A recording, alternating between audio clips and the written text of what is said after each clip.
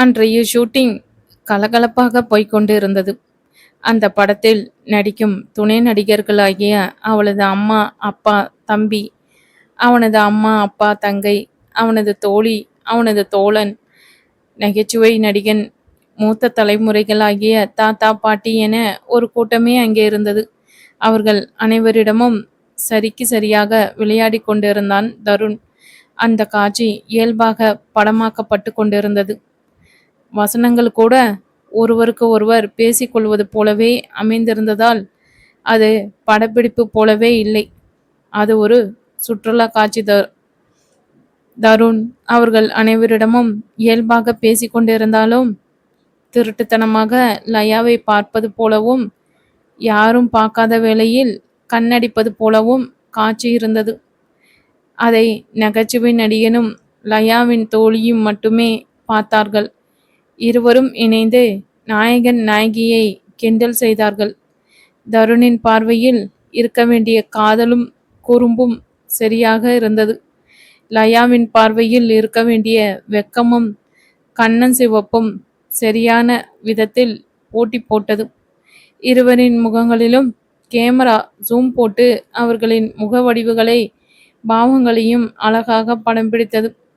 அந்த டேக் சரியாகி கட் சொன்ன பிறகு கூட அனைவரும் கலையாமல் அமர்ந்து பேச்சை தொடர்ந்து கொண்டிருந்தனர். லயா மட்டும் எழுந்து சென்று தாயின் அருகில் அமர்ந்து கொண்டாள். அதை அனைவரும் கவனித்தாலும் எதுவும் சொல்லவில்லை. கதிர் முதலில் முடிப்பதற்காக திட்டமிட்டிருந்த லயா தருண் இருவரின் காட்சிகள் அனைத்தையும் ஒத்தி வைத்து விட்டான். இருவருக்குள்ளும் இப்போதைக்கு ஒத்துப்போவது போல் அவனுக்கு தெரியவில்லை. எப்பொழுதும் படப்பிடிப்பு தளத்தில் தருண் நாயகிகளுடன் முதல் நாளிலே பழகி விடுவான். காதல் காட்சிகளில் அது நடிப்பு என்று தெரியாத விதத்தில் முழுமையாக நடித்து விடுவான். காதல் முத்த காட்சிகளில் 2ஆம் டேக்கு கூட போக வேண்டிய அவசியம் இருக்காது என்ற மற்ற இயக்குனர்கள் சொல்லி கதிர் கேள்விப்பட்டிருக்கிறான். அது மட்டுமல்ல, அவனே உதவி இயக்குனராக பணியாற்றிய 2 படங்களில் அவனது உழைப்பையும் நடிப்பு திறமையையும் கவனித்தவன் தானே அவன். எனவேதான் தான் தயாரித்த காதல் கதையின் நாயகனாக தருணே அவன் கண்முன் வந்தான். அவனுடன் நடித்த நாயகிகள் பசை போடாத குறையாக ஈசி கொண்டதை கூட பார்த்தவன்தான். ஆனால் லயாவிடம் மட்டும் அவன் நெருங்காமல் இருப்பதும் பழகாமல் இருப்பதும் அவன் பார்வையில் விழுந்தது. தேவா லயாவுடன் இருந்தது ஒரு காரணமாக இருக்கலாம் என்று எண்ணினான். காட்சிகள் அனைத்திலும் அவன் ஈடுபாடாக நடித்தாலும் லயா அவன் மேல் வெறுப்பாகவே நடந்து கொள்வது அவனுக்கு புரிந்ததாலேயே கொஞ்சம் அவர்களுக்கு இடைவெளி கொடுக்கலாம் என்று எண்ணினான். அதற்கான மாற்று ஏற்பாடுதான் இந்த துணை நடிகர்கள் பட்டாளத்தில் கூட்டு காட்சிகள். ஊட்டி பொட்டானிக்கல் கார்டன் அமைப்பை போன்ற செட் போடப்பட்டு படமாக்கி கொண்டிருந்தார்கள். கதிருக்கும் இடையில் கொஞ்சம் யோசனை வரவே 1-2 காதல் காட்சிகளை, அதாவது வசனங்கள் அல்லாத அவர்கள் இருவரும் கைகோத்து நடப்பது, எதையோ பேசுவது, அமர்வது, இப்படியான காட்சிகளை எடுக்கலாம் என்று எண்ணினான். ஒளிப்பதிவாளரை அழைத்து ஒளியின் அளவு, கேமரா கோணம் முதலானவை பற்றி பேசிவிட்டு தருணிடம் அதை பற்றி பேசினான். தருண் உடனடியாக ஒத்துக்கொண்டான். செட்டில் இருந்த உடை மாற்றும் அறைக்கு சென்று உடை மாற்றிவிட்டு நொடியில் வந்தான். லயாவிடமும் சொல்லவே அவளும் உடனடியாக ஒத்துக்கொண்டாள். தருண் சார், இந்த சீனில் உங்களுக்கு வசனமெல்லாம் எதுவும் கிடையாது. ஜஸ்ட் அந்த கோடியிலிருந்து கைகோத்து பேசிட்டே இந்த கோடி வரை வரீங்க, அவ்வளோதான். மேம், நீங்களும் சும்மா கேஷுவலா பேசிட்டே வரீங்க. இது க்ளோஸ் அப் சீன் கிடையாது. அதனால் கொஞ்சம் இயல்பாகவே நடிங்க சொல்லிவிட்டு கிளாப் அடித்து காட்சி துவங்கி கேமராவும் ஓடத் துவங்கியது. கதிரவன் ஆக்ஷன் என்று குரல் கொடுக்கவே கைகளை கோர்த்தவாறு நடக்க லயாவின் தொடங்கினான். இருவருக்குமே என்ன பேசுவது என்று தெரியவில்லை. மௌனமாகவே நடந்தார்கள். சார், ஏதாவது பேசுங்க, கதிர் மைக்கில் கத்துவது கேட்டது. இவன் வேற டைலாக் சொல்லாமல் ஏதாவது பேசுனா என்னத்த பேசுறது? சத்தமாகவே அழுத்து கொண்டான்.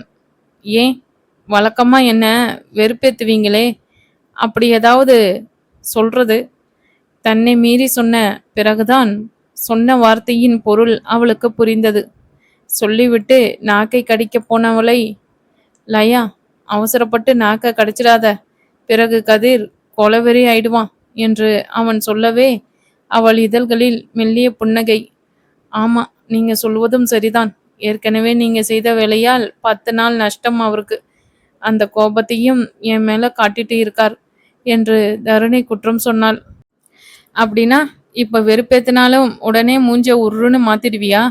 சிரித்த முகம் மாறாமலேயே அவளிடம் பேசியவாறு நடந்தான். அப்போ உண்மையாகவே வெறுப்புதான் ஏத்துனீங்களா? நிஜமில்லையா? கண்கள் விரிய கேட்டாள். சரி, இப்போ உண்மைய சொல்றேன். ஆனால் முகத்தை இப்படியே சிரிச்ச மாதிரி வச்சுக்கணும். உனக்கு ஓகேயா? பாவம் கதிர், இன்னைக்குதான் அவன் முகத்தில் கொஞ்சம் நம்பிக்கையும் தெளிவையும் பார்க்கறேன். அது இல்லாம போக நான் விரும்பவில்லை என்று அவளிடம் சொன்னான். அப்படி என்ன உண்மையை சொல்ல போறீங்க? அவள் முகத்தில் எந்த மாறுதலும் இல்லை என்றாலும் குரலில் எரிச்சல். லயா, வேண்டாம், ஏற்கனவே உன் குரல் மாறிடுச்சு என அவளை கேலி செய்தான். நீங்க பேச்ச மாத்தாதீங்க, முதல்ல என்னன்னு சொல்லுங்க. அவள் விடுவதாக இல்லை. சரி, நீ இவ்வளவு கேட்பதால் சொல்றேன். நீ என்னோட ரூமுக்கு வர இன்னும் அதிக நாள் இல்லை. இதை சொல்லும்போது அவன் குரலில் அவ்வளவு உறுதி. அது மட்டும் நடக்க வாய்ப்பே இல்லை. என் அம்மா இருக்கும் வரை இப்படி ஒரு ஈனமான செயலை என்னை செய்ய அனுமதிக்கவே மாட்டார்கள். அப்படி ஒரு சூழ்நிலை வந்தால் இந்த படத்திலிருந்து என்னை விலக்கிவிட செய்வார்களே தவிர இதற்கு ஒரு காலம் சம்மதிக்க மாட்டார்கள். இந்த சூழலில் கூட தான் செய்ய முடியாது என்று மறுக்காமல் தாயை இழுக்கும் அவள் சிறுபிள்ளைத்தனத்தை எண்ணி கவலை கொண்டான். ஆனாலும் எடுத்த செயலை முடிக்காமல் விட முடியாதே. ஆஹா, உன் அம்மாவே உன்னை என் அறைக்கு அனுப்பினாள் என்று குரல் இறுக கேட்டான். அனுப்பவே மாட்டாங்க. அவள் குரல் இப்பொழுது உயர்ந்திருந்தது. உன் நம்பிக்கைக்கு ஆயுள் எவ்வளவு நாள் என்று பார்க்கலாம் என்று ஏளனம் செய்தான் அவன். லயாவால் எவ்வளவு முயன்றும் தன் முகம் கடுப்பதை மறைக்க முடியவில்லை. அவள் முகம் கடுப்பதை பார்த்தவன் சட்டென அவளை கேமரா கோணத்தில் இருந்து திருப்பி தன் முன்பு நிறுத்தினான். கதிர் கட் சொல்லாததால் கேமரா தொடர்ந்து ஓடிக்கொண்டே இருந்தது. லயா, கூல். எதுக்கு இப்போ இவ்வளவு கோபம்? என்ன? இங்கே நடக்காததையே நான் செய்ய சொன்னேன். நீயே உன் அம்மாவிடம் சொல்லி பார், பிறகு தெரியும் என்று சொன்னவாறே அவள் கன்னத்தில் தட்டிவிட்டு விலகிச் சென்றான். அவன் விலகிச் சென்ற பிறகே கதிர் கட் சொன்னான். காட்சி சிறப்பாக வந்திருந்தது. லயா கோபத்துடன் தன் தாயை தேடிச் சென்றாள். அம்மா, நான் இவ்வளவு சொன்ன பிறகும் இந்த படத்தில் நான் நடித்தே ஆகணும்னு சொன்னீங்க. இப்போ நாளுக்கு நாள் அவனோட கொட்டம் அதிகமாகிக்கிட்டே போகுது. ச்சே, இந்த படம் முடிகிற முன்னாடி நான் ஒரு வழி ஆயிடுவோம் போல இருக்கே என்று வந்தவுடன் பொரிந்தாள். இப்போ என்னம்மா ஆச்சு? எதுக்கு இவ்வளோ கோவம்? முதல்ல ஷூட்டிங் நடக்கும் இடத்துல இப்படி கோவமா பேசுவதை நிறுத்து. யாராவது பத்திரிக்கைக்காரங்க பார்த்தா கண்ணு காது மூக்கு வச்சு எழுதிருவாங்க. மகளது சூடு குறைய அவள் கவனத்தை திருப்பினாள். படையா? என்னம்மா, மனுஷனா இருக்க விடாம என்னோட உணர்வுகளை கூட வெளிக்காட்ட முடியாமல் இதெல்லாம் என்ன வாழ்க்கைமா? அவன் அதான் அந்த தருண் என்ன சொன்னா தெரியுமா? அதை மட்டும் நான் சொன்னேன், நீங்களே இந்த நடிப்பு வேணாம் ஒன்றும் வேண்டான்னு சொல்லுவீங்க. தாயின் மேல் நம்பிக்கையாய் சொன்னாள். என்ன? தருண் என்ன சொன்னான்னு முதல்ல சொல்லு. தெரிந்து கொள்ளும் படபடப்பு அவர் குரலில். சில நேரம்தான் தான் செய்யும் தகுதித்தத்த வேலையை மகளிடம் சொல்லிவிட்டானோ என்று பயந்தார். அம்மா, அவன் என்ன முதல் நாள் ஷூட்டிங்லேயே என்கிட்ட வம்பு பண்ணினான். அதனால தான் என்னால் ஒழுங்கா நடிக்க முடியாமல் போச்சு. நடுவில் கொஞ்சம் தொல்லை இல்லாம இருக்கு என்று பார்த்தால் இப்போ மறுபடியும் துவங்கிட்டான் என்று பொரிந்தாள் அவள். லயாவின் வார்த்தைகள் தெய்வாவின் வயிற்றில் பாலை வார்த்தன. என்னமோ சொன்னான்னு மட்டுமே சொல்றியே, முதல்ல என்ன சொன்னான்னு சொல்லு என்று கடுப்படித்தார் தெய்வா. என்னம்மா சொல்லட்டும்? எனக்கு அவனோட நடிக்கவே பிடிக்கலம்மா. பேசாம அட்வான்ஸை திரும்ப கொடுத்துடலாமா? முகத்தை குழந்தைத்தனமாக வைத்துக்கொண்டு கெஞ்சினாள். லயாவின் இந்த சிறுபிள்ளைத்தனம் தெய்வாவுக்கு எரிச்சலை மூட்டியது. லயா, இது என்ன சின்ன பிள்ளை மாதிரி? இவ்வளவு நாள் நடிக்கிற, இன்னுமா உனக்கு தெரியல? தொட்டத்துக்கெல்லாம் இப்படி சினுங்கிறத நிப்பாட்டு. மகளை குரல் உயர்த்தாமலேயே அதட்டினார். நான் தொட்டத்துக்கெல்லாம் சினுங்கிறேனா? அவன் என்ன சொன்னான்னு தெரியாம பேசாதீங்க. தாய் தன் மனநிலையை புரியாமல் பேசுவதால் லயாவிற்கு கோபம் வந்தது. அப்படி பெருசா என்ன தாண்டி சொல்லிட்டான்? சொல்லேன், கேப்போம். தேவா எகிரினார். ம், என்ன அவனோட ரூமுக்கு வர சொல்றான். போகவா? சொல்லுங்க, போகட்டுமா? ஆத்திரமாக கேட்டாள் லயா. ஏன், போனால் என்ன தப்பு? போக வேண்டியது தானே? அதை விட ஆத்திரமாக கத்தினார் தேவா. தாயின் பதிலில் அதிர்ந்து மூச்சு விடவும் மறந்து அமர்ந்திருந்தாள் லயா. இரவு நிசப்தமான சாலை. நேரம் 12 நெருங்கும் வேளையில் கனரக வாகனங்கள் மட்டும் சாலைகளில் பயணிக்க மக்களின் நடமாட்டம் சுத்தமாக குறைந்திருந்தது. விவி தன் பல்சர் பைக்கில் விரைந்து கொண்டிருந்தாள். இந்த நேரத்தில் கூட ஒரு சினிமா இயக்குனரை பற்றிய சிறிய செய்தியுடன் தான் விரைந்து கொண்டிருந்தாள். மனமெல்லாம் என்ன மனிதர்கள் இவர்கள் என்றே சிந்தித்து கொண்டு இருந்தது. அவளது கவனம் சிந்தையிலே உழன்றதால் எதிரில் இருந்து வேகமாக வந்த வாகனத்தை அவள் கவனிக்கவில்லை. அந்த வாகனம் நெருங்கும் வேளையில் கவனித்தாலும் சட்டென அதன் பாதியிலிருந்து விலகும் அவகாசம் அவளுக்கு கிடைக்கவில்லை, அல்லது வழங்கப்படவில்லை என்பதுதான் சரியாக இருக்கும். கண் இமைக்கும் நேரத்தில் அந்த லாரி அவளை இடித்து தள்ளிவிட்டு நிற்காமல் சென்று விட்டது. கெட்டதிலும் ஒரு நல்ல விஷயம் என்னவென்றால், வாகனம் அவளை நெருங்கும் வேளையில் அதன் உச்ச வேகத்தை தணித்து அவளை இடிக்காமல் உரசிவிட்டே சென்றது.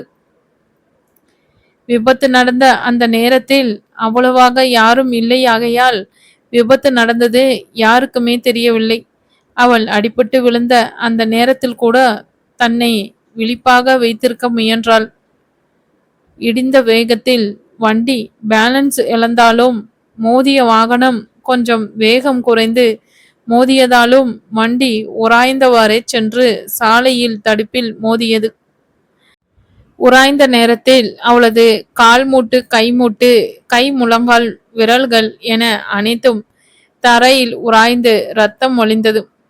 வண்டியை கட்டுப்படுத்த முடியாமல் சாலை தடுப்பில் மோதிய வேகத்தில் அவளது தலையும் சாலையில் மோதி நெற்றியில் கல் குத்தி குருதி ஒளிந்தது. தன்னை நிலைப்படுத்தியவாறு எழ முயன்றாள். ஆனால் அவளது வண்டிக்கு அடியில் சிக்கியிருந்தது தன் காலை உருவ முடியவில்லை. அலைபேசியில் யாருக்காவது தொடர்பு கொள்ளலாம் என்றால் விழுந்த வேகத்தில் அவளது பேண்ட் பாக்கெட்டில் இருந்த அலைபேசி உருவி நடு ரோட்டில் விழுந்தது. அதை எடுக்க வேண்டுமென்றால் கூட எழ வேண்டும். கால் கை உராய்ந்ததால் ஏற்பட்ட வலியும் எரிச்சலும் உயிர் போனது. யாராவது உதவிக்கு வந்தால்தான் முடியும் என்பது புரிய ரோட்டில் தலை வைத்து படுத்துக்கொண்டாள். தெய்வத்தை அழைக்க கூட முடியவில்லை அவள். ஆனால் அந்த நேரம் எங்கிருந்தோ சைரன் ஒலி கேட்டது. அது இவள் விழுந்திருந்த பக்கம்தான் வந்து கொண்டிருந்ததை அதன் ஒளி தன்னை நெருங்குவதை வைத்து உணர்ந்து கொண்டாள். அதை கை காட்டி அழைக்கலாம் என்றால் புலன்கள் அனைத்தும் செயலற்றும் வழி மட்டுமே இருந்தது. ஆனால் அந்த ஆம்புலன்ஸ் அவளை நெருங்கி வந்து நின்றது. அதிலிருந்து இறங்கிய சீருடை அணிந்த பணியாளர்கள் அவளை ஸ்ட்ரெச்சரில் தூக்கி படுக்க வைத்தார்கள். அந்த நேரத்தில் கூட ஆம்புலன்ஸ் எந்த மருத்துவமனையை சார்ந்தது என்று அறிய முற்பட்டாள். ஆனால் தலையில் பட்ட அடியும் உடல் முழுவதும் இருந்த சிராய்ப்பின் வலியும் அவளது பார்வையை மங்கச் செய்தது. வாயை திறந்து கேட்கலாம் என்றால் அவளால் முடியவில்லை.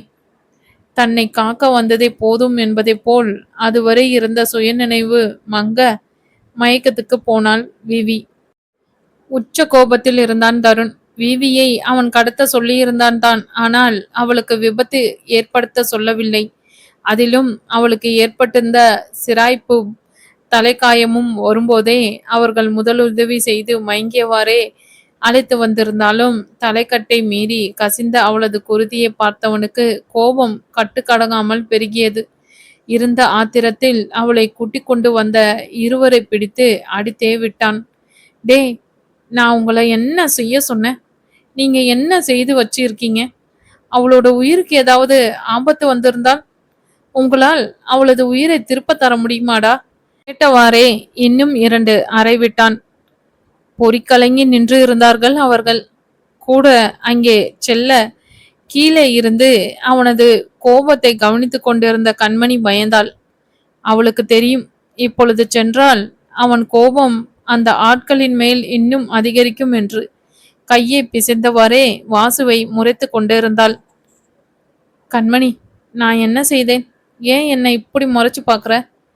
தயங்கியவாறே கேட்டான். ஆமா, நீங்க பச்சை புள்ள. நான் எதுக்கு உங்களை முறைக்கிறேன்னு உங்களுக்கு தெரியாது பாருங்க. பல்லை கடித்தவாறே அவனிடம் கேட்டாள். கண்மணி, நீ சொன்ன மாதிரி நான் அவனோடவே தான் இருந்தேன். அவன்தான் சந்தேகப்படும்படி எதையுமே செய்யலையே. நானும் அவன் அந்த விவி விஷயத்தை விட்டுட்டான், மறந்துட்டான்னு நினைச்சேன். இப்படி ஆள் வச்சு கடத்துவான்னு நினைக்கவே இல்லை. அவளுக்கு புரிய வைக்க முயன்றான். எப்படி? இன்னொரு முறை சொல்லுங்க. அவனை பற்றி தெரிந்தும் அவன் அந்த விவி விஷயத்த மறந்துட்டான்னு நினைச்சிங்களா? இப்படியெல்லாம் எதுவும் விவகாரமா நடந்துடக்கூடாதுன்னு தான் அன்னைக்கே சொல்ல வேண்டாம்னு சொன்னேன். ஏங்க, எல்லாத்துக்கும் மண்ணு மாதிரி ஒரு ரியாக்ஷன் கொடுத்தால் என்னதான் செய்ய முடியும்? தலையிலேயே அடித்து கொண்டாள். இந்த தருணுக்கு எதுக்கு இந்த வேண்டாத வேலை? ஒரு பொதுவான மீடியாவில் இருந்தால் இந்த மாதிரி பத்திரிகைகளில் மீடியாவிலும் தேவையில்லாத வதந்திகள் உலாவதான் செய்யும். அது அவங்களோட தொழில்முறை.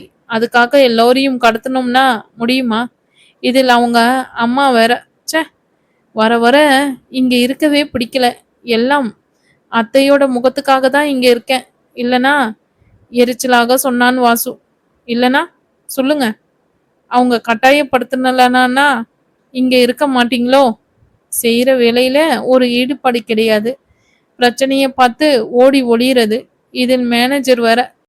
இடையில் இந்த முகரைக்கு காதல் வேற ஒரு கேடு.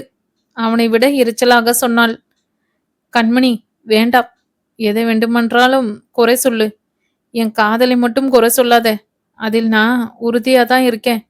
நீதான் ஜகா வாங்குற. நெஞ்சை நிமிர்த்தி சொன்னான். நான் இவ்வளவு நேரம் சொன்னதில் அந்த காதல் மட்டும்தான் உங்களுக்கு ரோசத்தை கிளப்புது இல்ல? கேட்டுவிட்டு முகத்தை திருப்பிக் கொண்டாள். அதெல்லாம் போனவன் வேகமாக சொல்ல, மோகன், இந்த நிமிஷம் நீ என் வீட்டில் இருக்கல என்ற கர்ஜனையும் யாருடைய அலைபேசியோ விழுந்து நொறுங்கும் ஓசையும் கேட்கவே இவர்களது பேச்சு தடைப்பட்டது. கண்மணி, தருண் இவ்வளவு கோவப்பட காரணம் என்ன? அதான் அவனுங்க விவியை கொண்டு வந்துட்டாங்களே. சந்தோஷமாக அவளை பார்த்து கேட்கவே அதற்கும் உரைத்தாள் கண்மணி. அவ்வளவு ஆர்வம் தாங்களனா என்னன்னு நீங்களே நேர்ல போய் பார்க்க வேண்டியது தானே? நக்கலாக சொன்னாள். அவன் கையில் என்ன சிக்க வைக்க வேணும்னு பிளான் பண்றல? சிக்க மாட்டனே சொல்லிவிட்டு ஹாலில் இருந்த சோஃபாவில் அமர்ந்து கொண்டான். கண்மணி அவன் எதிரில் சென்று அமர்ந்து கொண்டாள். இன்னைக்கு சிவராத்திரி தான். இப்பவே மணி 1. இதில் அந்த மோகன் எப்போ வந்து அவன் யோசனையே வேகமாக வந்து நின்றது. அந்த சுமோ கலைக்கவென்றே மோகன் வேகமாக இறங்கி ஹாலுக்கு விரைந்தான். கண்மணி, தருண் சார் ரொம்ப கோவமா இருக்காரா? படபடப்பாக கேட்டான். கோவமாவா? கொலை வெறியில் இருக்கான். வாசு பதில் சொல்லவும் மோகன் என்ற அழைப்பு கேட்கவும் சரியாக இருந்தது. மோகனுக்கு கொஞ்சம் உதறல் எடுத்தது. கண்மணி, கொஞ்சம் என்னோட வாங்களேன். இப்போ நான் தனியா போனால் ஒரு வழி ஆயிடுவேன் என்று அவளையும் அழைத்தான். மோகன், இப்போ நான் அங்கே வந்தால் அதற்கும் சேர்த்து உங்களுக்கு திட்டு விழும். முதல்ல நீங்க போங்க. தருண் அழைத்தால் நான் மேலே வரேன். இவளது முழு பதிலை பெறக்கூட அவன் அங்கே இல்லை. மாடிக்கு விரைந்தான். மோகன் செல்லவே வாசு கடுப்பாக வாய்க்குள் முடங்கினான். முதல்ல இவ பேரை மாத்தணும். வரவன் போறவன் எல்லாம் கண்மணி கண்மணினே கூப்பிடுறானுங்களா, கொஞ்சிறானுங்களானே தெரிய மாட்டேங்குது. கோபமாக சொல்லிவிட்டு அங்கிருந்த சோஃபாவில் சென்று அமர்ந்து கொண்டான். அவன் கோபத்தில் கண்மணிக்கு லேசாக சிரிப்பு எட்டி பார்த்தது. அவனுக்கு கண்மணியை அவள் பெயரை சொல்லி யார் அழைத்தாலும் பொறுக்காது. அவன் கோபத்தை தணிக்க அவன் அருகில் கொஞ்சம் நெருங்கியவாறு அமர்ந்தாள். அவளது இந்த செய்கையே அவனுக்கு போதுமானதாக இருக்க அவள் தோல் உரசும் அளவு நெருக்கத்தில் அமர்ந்து கொண்டான். அதை அவள் உணர்ந்தாலும் விலகவில்லை.